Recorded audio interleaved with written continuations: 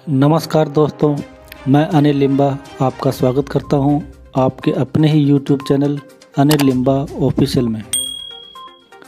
हमारे साथ कई बार होता है कि बीमा कंपनी के एजेंट या कंपनी के ऑफिसर पॉलिसी करते समय पॉलिसी के बारे में बहुत अच्छी जानकारी देकर पॉलिसी तो कर देते हैं, लेकिन जब हमें क्लेम लेना होता है तो या तो हमारा क्लेम रिजेक्ट कर दिया जाता है या जितना क्लेम मिलने की हमें जानकारी दी गई होती है उतना क्लेम हमें मिल नहीं पाता।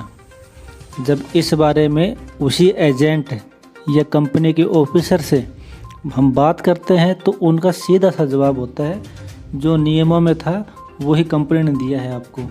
अब आपको यह अच्छी तरह से पता है कि इसी एजेंट ने या कंपनी के ऑफिसर ने पॉलिसी करते समय हमें जो जानकारी दी थी वैसा तो हमें मिला नहीं। फिर भी हम क्या करते हैं, अपना सा मुँह लेकर अपने घर को आ जाते हैं। क्यों? क्योंकि हमें यह नहीं पता होता कि हमें हमारे उचित हक के लिए कहाँ और कैसे बात रखनी है। जी हाँ दोस्तों, अगर आपने किसी बीमा कंपनी की पॉलिसी खरीद रखी है लेकिन कुछ कारणों से पॉलिसी में कोई परेशानी आ रही है और आपकी परेशानी का हल एजेंट, कंपनी ऑफिसर या कंपनी नहीं कर रहे हैं, तो आपके सामने शिकायत करने का ऑप्शन खुला है। तो जानते हैं पूरा प्रोसेस। पॉलिसी में दिक्कत या समस्या होने पर सबसे पहले आपको उस बीमा कंपनी के शिकायत निवारण अधिकारी, जिसे जीआरओ भी कहते हैं, से संपर्क करना चाहिए।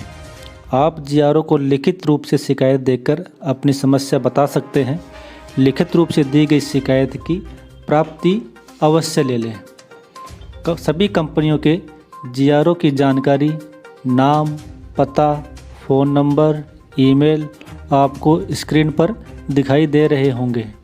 आपकी शिकायत जिससे भी संबंधित हो उन्हें आप अपनी शिकायत रजिस्टर्ड डाक द्वारा भेज सकते हैं अथवा ईमेल से भी भेज सकते हैं।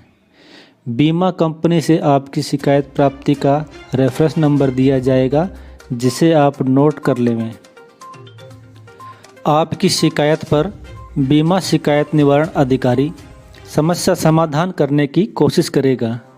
अगर बीमा कंपनी की तरफ से आपको 15 दिन में कोई संतोषजनक जवाब नहीं मिलता है तो आप इरडा से संपर्क कर सकते हैं। जी हाँ दोस्तों, कंपनी में आपने शिकायत की लेकिन वहाँ आपकी सुनवाई नहीं हुई, यानी आपकी शिकायत का निपटारा नहीं हुआ, तो आप इरेडा के शिकायत निवारण कक्ष में अपनी शिकायत दर्ज करवा सकते हैं,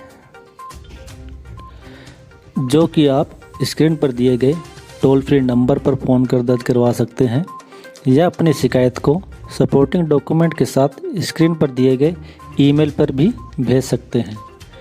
आप अपनी शिकायत डाक द्वारा भी भेज सकते हैं। आप अपनी शिकायत ऑनलाइन पोर्टल से भी कर सकते हैं।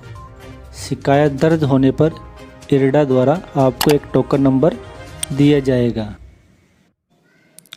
अगर यहाँ शिकायत करने के बाद भी कुछ नहीं होता है तो आप बीमा लोकपाल के पास भी अपनी शिकायत कर सकते हैं।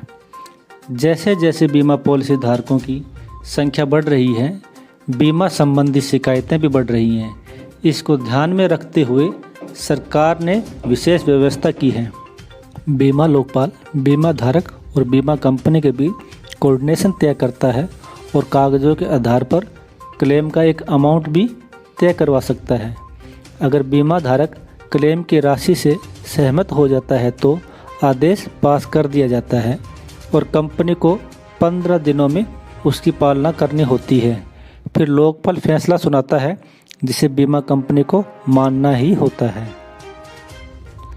इसके अलावा आप कंज्यूमर कमीशन में कंपनी के खिलाफ अपनी अपील डाल सकते हैं। इसके लिए ऑनलाइन भी शिकायत करने की सुविधा है।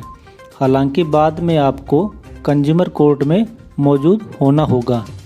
फिर आपके न्याय दिलाने की पूरी कोशिश की जाएगी। हालांकि इसमें क्लेम करने वाले लोगों को इंश्योरेंस कंपनी की सभी शर्तों को पूरा करना होता है। इसके बाद भी क्लेम रिजेक्ट होता है तो आपको ज़रूर न्याय मिलेगा। जाते जाते मैं आपको एक जानकारी और देना चाहता हूँ। नए नियम के तहत बीमा कंपनी, एजेंट, ब्रोकर, अन्य सभी तरह के बिचौलियों की तरफ से हुई गलती या गड़बड़ी की शिकायत भी लोकपाल से की जा सकती है। पहले सिर्फ बीमा कंपनी और बीमा धारक के बीच किसी विवाद की शिकायत ही लोकपाल से की जा सकती थी। यह शिकायतें इंश्योरेंस एक्ट 1938 या इरडा रेगुलेशन 2017 के नियमों या प्रावधानों के किसी भी उल्लंघन के बारे में हो सकती है। दी गई जानकारी में किसी भी प्रकार की त्रुटि रहती है तो मैं क्षमा चाहता हूँ। उम्मीद करता हूँ इस वीडियो में दी गई जानकारी आपको पसंद आई होगी। धन्यवाद दोस्तों।